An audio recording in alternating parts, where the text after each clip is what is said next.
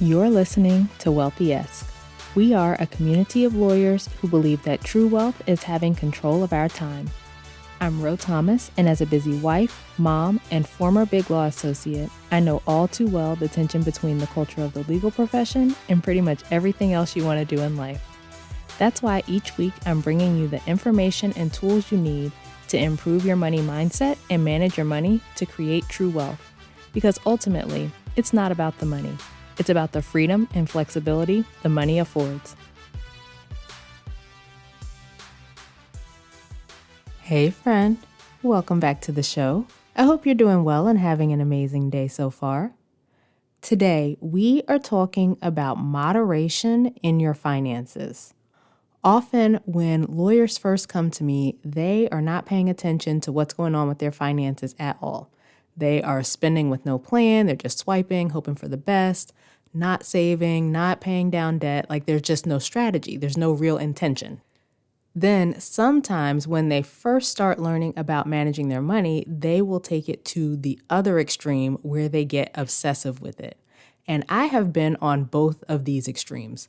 Before my husband and I first started managing our finances better, we weren't paying attention to our finances other than checking in with our checking account, making sure that we weren't overdrafting, paying off our credit card, that kind of thing.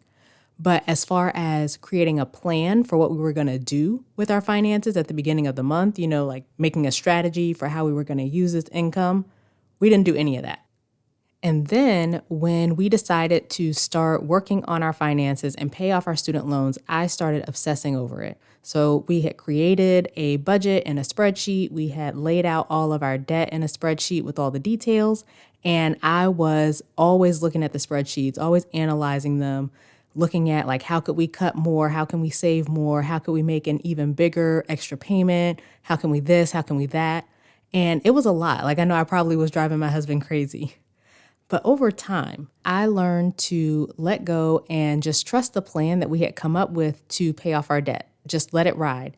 I learned to let go of the guilt that I was feeling about the debt that we had and to stop focusing so much on the debt because we had a plan that was working, and me focusing on it wasn't going to make it go faster, or like me focusing on it as much as I was. Obviously, there had to be some focus, right? But me focusing on it to the extent that I was obsessing over it was not going to make the plan go faster. And I realized that our debt wasn't a bad thing. Like it wasn't something that negatively reflected on us as people, which was how I was looking at it at first. I started looking at the good things that had come from our debt, which is something that I have talked about before. Like even if you don't want to be in debt anymore, even if you want to pay it off, there are still good things that have come from you having the debt, and looking at those things can help you to shift your mindset about how bad you think the debt is. But anyway, extremes with just about anything can be harmful, even if it's a quote good thing like managing your money. If you look at just about any area of life, you don't want to be on those ends of the spectrum, right? At the extremes, whether that's fitness or your kids or your eating. Like extreme just doesn't tend to work out well. So you don't want to completely neglect the area, but you also don't want to obsess over it. You want to be in the middle and practice moderation.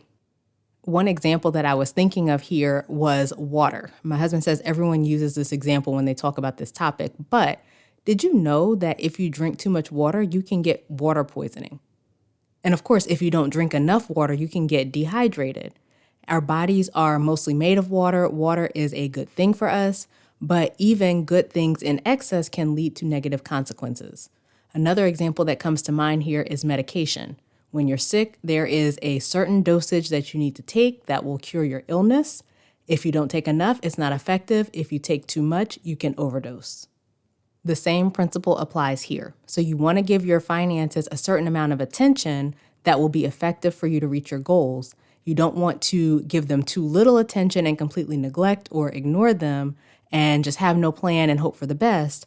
But you also don't want to give them so much attention that you're obsessing and constantly looking at your spreadsheets and your apps and whatever else and thinking about how you can cut more and what else you could be doing to make this go faster and all of that.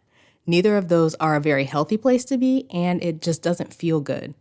We want to be in the middle. And when you can be in the middle, that is when you have a positive experience of your finances. So you're checking in periodically, you're keeping an eye on things, but money is not the predominant thing on your mind. It's not taking up all your brain space and you're thinking about your money and worrying about if you have enough or if you're going to be able to pay off your credit card or if you're going to overdraft or whatever. Moderation is your friend, so don't completely neglect your finances, but don't go so overboard that you are obsessing over them and constantly checking in and just driving yourself crazy, all right? And listen, if you would like help with taking a more moderate approach to your finances, come join us in Money Mastery.